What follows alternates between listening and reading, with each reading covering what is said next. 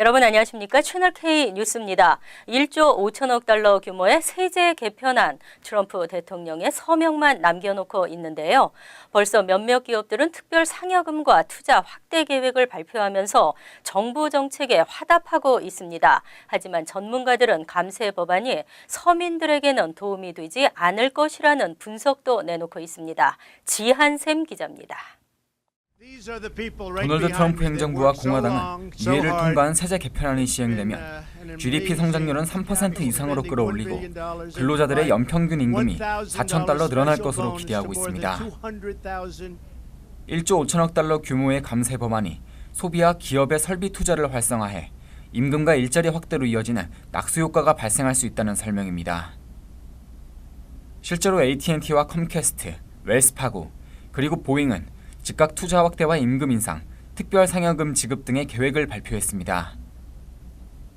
하지만 기업들이 감세로 인한 추가 이익을 투자와 고용을 늘리는 데 사용하지만은 않을 것이라는 반론도 존재합니다. 낙수 효과가 거의 발생하지 않고 부자 감세 효과만 날 것이라는 지적입니다. 정부의 재정 적자 증가로 인한 이자율 상승, 투자 위축도 점쳐지고 있습니다.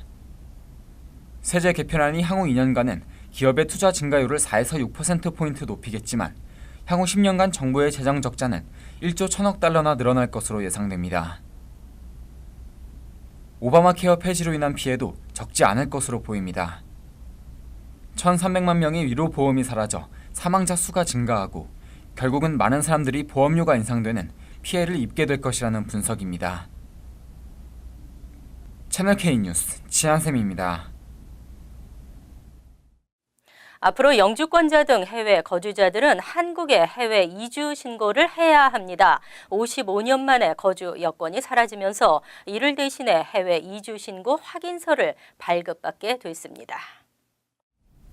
20일 뉴욕 총영사관은 보도자료를 통해 21일부터는 영주, 결혼이민, 거주 등 해외 이주자는 해외 이주 신고를 해야 한다고 밝혔습니다. 55년 만에 영주권자 포함 해외 거주자에게 한국 거주 여건이 사라지게 되면서 취해진 조치입니다. 가족관계를 기초로 한 연고 이주자, 취업에 따른 무연고 이주자는 그동안 해외 이주법에 따른 신고 의무가 있었지만 현지 이주자는 신고 의무가 없었습니다. 해외 이주자로 간주해 거주 여건을 발급해 왔기 때문입니다. 하지만 이제 이주와 관련한 주민등록, 국민연금, 국민건강보험, 세금 부과, 외국한 거래 등 각종 국내 행정 관련 사무를 위해 거주 여건 대신 해외 이주 신고 확인서를 발급받아 사용해야 합니다. 단 해외 이주 신고 대상자는 주민등록 번호를 부여받은 자에 한하며 대리 신청이 안 되고 본인이 직접 신고해야 합니다. 신고 시에는 이주 대상국에서 발행한 이주 목적의 영주권 취득 사실을 증명할 수 있는 서류 또는 이에 준하는 입국 사증 발급을 보증할 수 있는 서류를 제출해야 합니다. 주재, 유학, 연수, 공무상, 장기 체류 등은 제외됩니다. 해외 이주 신고 완료 시 주민등록법에 따라 주민등록이 재외국민으로 정리되며 국민건강보험이 정지됩니다. IC 단속 요원들이 법원에서 기다렸다가 이민자를 체포하는 일이 속출하고 있습니다. 시민단체와 뉴욕시 의회 등이 IC 단속 요원의 뉴욕주 법원 출입을 금지시킬 것을 촉구했습니다. 20일 뉴욕시 80개 시민단체와 멜리사 마크 비버리터 뉴욕시 의장, 스캇 스트링어 뉴욕시 감사원장 등은 뉴욕주 대법원장에게 IC 요원의 뉴욕주 법원 출입을 금지해달라는 내용의 서한을 발송했습니다. 최근 IC 요원들은 법원에 출두한 불법 이민자들을 타깃으로 한 공공연한 단속을 하고 있습니다. 서한은 법원은 학교, 종교기관과 같이 민감한 장소로 이민자들이 공정한 재판을 받아야 할 곳이지 체포나 추방의 두려움을 느껴야 하는 곳이 아니다라고 밝히고 있습니다. 올 9월에도 브루클린 지역 법원에 IC 요원이 들어와 4명의 이민자를 체포했습니다. 이제 이민 단속이 두려워 범죄 신고를 당해도 신고하지 못하는 지경에 이르렀습니다. IC 대변인은 연방 국토부 요원은 법원에 출석한 중범죄자들에 대해 누구든지 신원을 확인하고 있으며 공공의 안전에 위협을 가할 것으로 판단되는 불법 이민자를 체포하고 있다면서 특정 이민자를 대상으로 하지 않고 있다고 해명했습니다. 하지만 지난 11월 한 달간 뉴욕주 법원 내에서 목격된 IC 요원은 이전 11건에서 110건으로 10배나 증가한 것으로 알려졌습니다.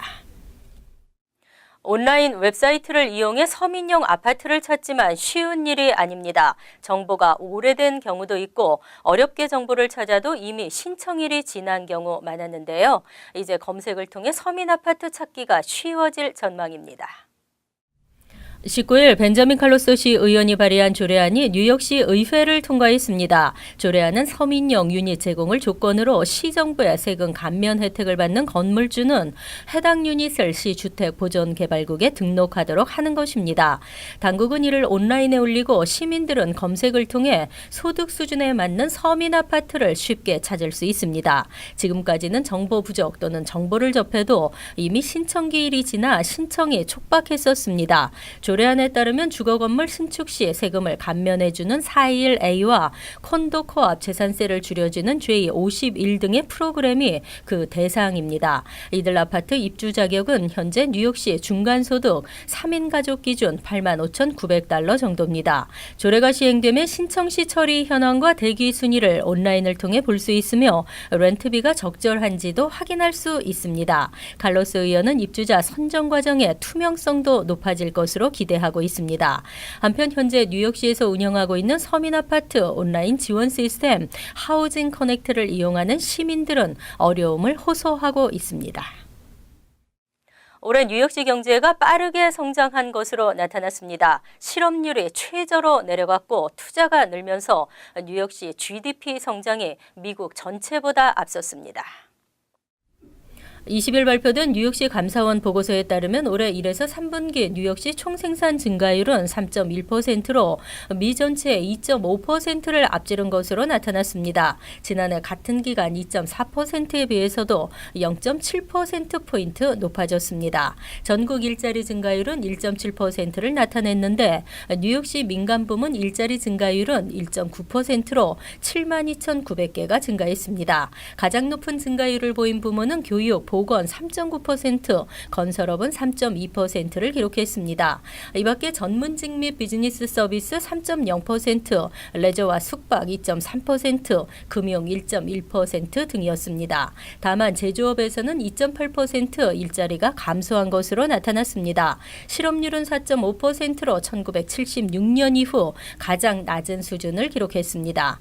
이에 힘입어 임금 수준도 높아졌습니다. 시간당 평균 급여는 35.09불로 지난해 같은 기간에 비해 3.5% 상승했습니다. 상업용 부동산 신규 리스가 증가했으며 2000년 이후 최고치의 벤처 캐피탈 투자와 월스트리트 기업들의 수익을 기록했습니다. 한편 트럼프 정부와 공화당의 첫 승리로 연방 상하원을 통과한 세제 개혁 법안은 뉴욕시 경제에 부정적인 영향을 줄 수 있는 것으로 나타났습니다. 성추행은 비단 연예계, 정치계에서만 발생하는 것이 아님이 밝혀졌습니다. 올해 미투 캠페인은 사회 곳곳에 큰 충격을 안겼는데요. 뉴욕주 여성 3명 중 1명이 성추행 피해를 당한 것으로 나타났습니다. 자신이 겪은 성폭력 피해를 고발하는 미투 캠페인이 전국적으로 확산되고 있습니다. 20일 뉴욕 시립대학 버루칼리지와 NI1이 공동으로 실시해 발표한 여론조사 결과에 따르면 여성 응답자의 34%가 성추행을 당한 적이 있다고 답했습니다. 이들 중 31%는 성추행 피해 경험이 한 번 또는 2번이었다고 응답했으며 응답자의 27%는 10번 이상 성추행 피해를 당했습니다. 특히 나이가 어리고 사회적 지위가 낮은 여성의 경우 성추행 피해가 많이 발생했던 것으로 나타났습니다. 피해 여성들 중 과반이 넘는 53%가 16세 이전에 성추행을 당했으며 55%는 직장 상사나 교사 등으로부터 성추행을 당한 것으로 나타났습니다. 또 18에서 26세 사이의 피해 여성의 80%가 연소득이 3만 달러 이하였으며 인종 가운데서는 흑인이 42%로 가장 많았습니다. 미키 블럼 버루칼리지 연구원은 성추행 문제는 헐리우드나 정치계에서만 발생하는 문제가 아닌 것이 명백히 밝혀졌다고 말했습니다. 남성 응답자의 14%도 성추행 피해 경험이 있었다고 답했습니다. 권력 앞에서 침묵할 수밖에 없는 약자를 보호하고 재발을 방지하기 위한 대책이 요구됐습니다. 텔레마케팅, 교묘한 수법으로 소비자들을 속이고 있습니다. 전국에서 텔레마케팅으로 인한 주민들의 피해 사례가 가장 많은 주는 뉴저지주로 나타났습니다. 뉴저지 주민들은 2016에서 17 회계년도 32만 1,393건의 텔레마케팅 피해를 입었던 것으로 나타났습니다. 매일 주민 10만 명당 3,600명이 텔레마케팅으로 인한 피해를 보고 있는 것입니다. 일부 텔레마케터들은 같은 전화번호로 소비자에게 여러 차례 전화를 한 다음 메시지를 남기지 않고 바로 끊어버림으로써 소비자들이 아는 사람에게서 온 전화인 것으로 착각하게 한 다음 소비자가 전화를 걸면 마케팅을 펼치는 수법을 사용하고 있습니다. 유형별로는 부채 탕감 관련이 가장 많았고 이어 전기 및 가스 에너지 회사, 보증 및 보험 플랜 회사, 여행 및 휴양업체 관련 등의 순이었습니다. 뉴저지에서 텔레마케팅을 하기 위해서는 주 소비자 보호국의 허가를 받아야 하고 허가를 받더라도 오후 9시부터 오전 8시까지는 텔레마케팅이 금지됩니다. 위반 시 최초 적발 시에도 $10,000의 벌금이 부과됩니다. 텔레마케팅 피해가 가장 많은 주로는 뉴저지 다음 델라웨어주, 플로리다, 버지니아, 뉴햄프셔 등이었으며 뉴욕주는 18번째로 나타났습니다. 뉴욕주에서는 2016년부터 텔레마케팅 업체들의 기만적인 관행으로부터 소비자들을 보호하기 위해 콜러 아이디가 뜨도록 의무화하는 법안을 시행 중입니다. 연말연시 뉴저지주 팰리세이드 파크에 무료 주차가 오늘부터 시행됐습니다. 마음껏 편하게 쇼핑하실 수 있습니다. 20일 펠팍타운 의회는 타운 내 모든 미터 파킹을 무료로 이용할 수 있도록 하는 결의안을 통과시켰습니다. 연말 상권 활성화를 위해 펠팍 한인 상공회의소가 건의했고 정부가 받아들인 것입니다. 이종철 펠팍 부시장은 21일부터 내년 1월 2일까지 한시적으로 무료 주차를 시행하기로 결정했다고 밝혔습니다. 정영민 상공회의소 회장은 무료 주차가 시행되는 만큼 많은 한인들이 상권을 찾아주길 바란다고 말했습니다.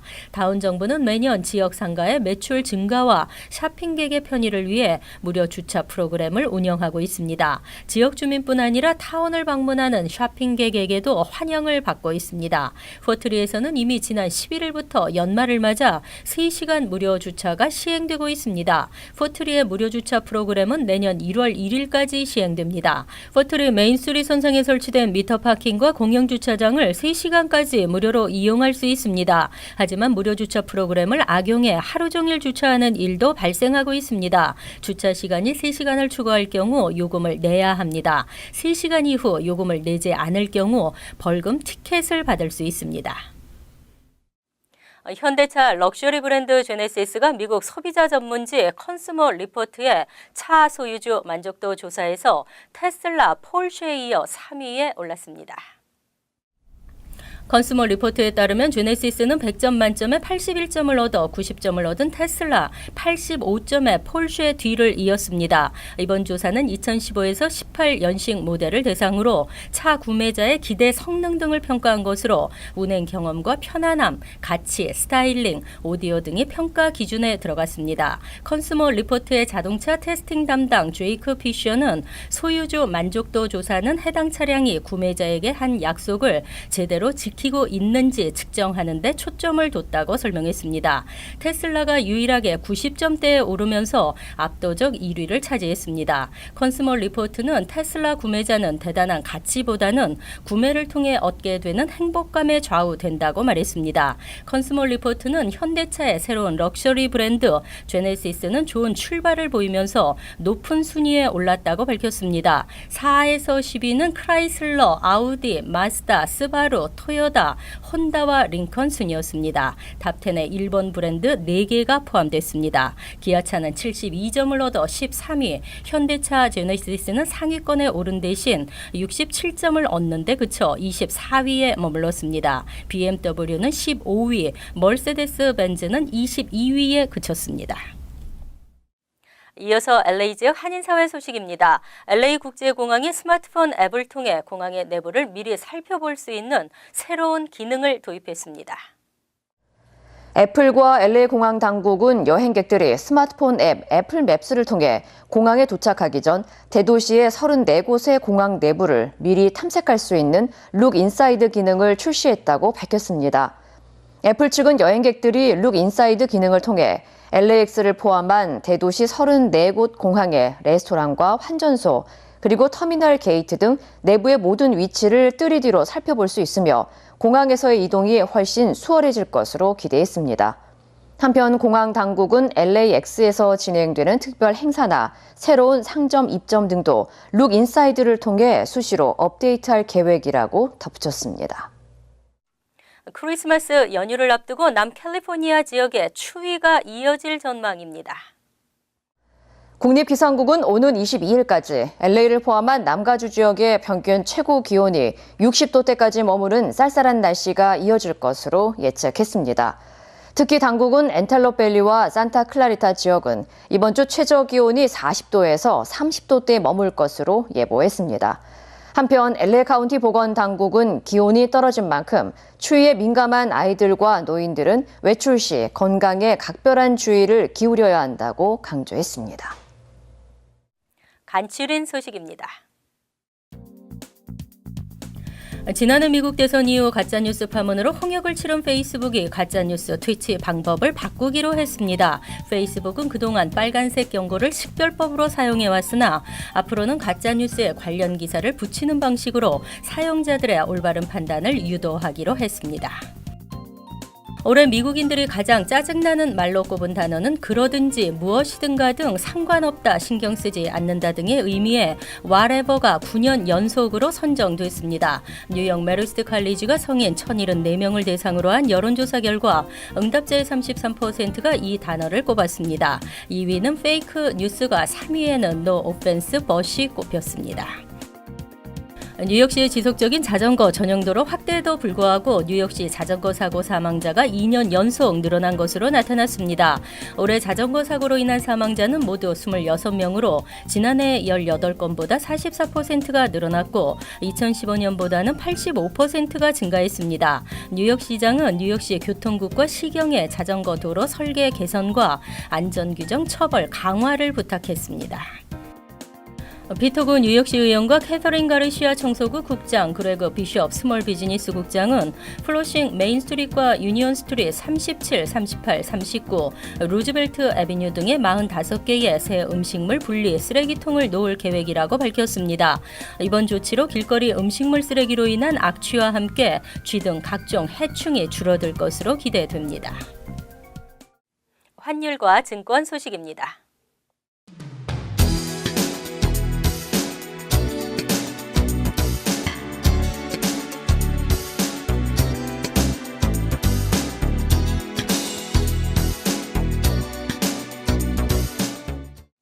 이어서 날씨입니다.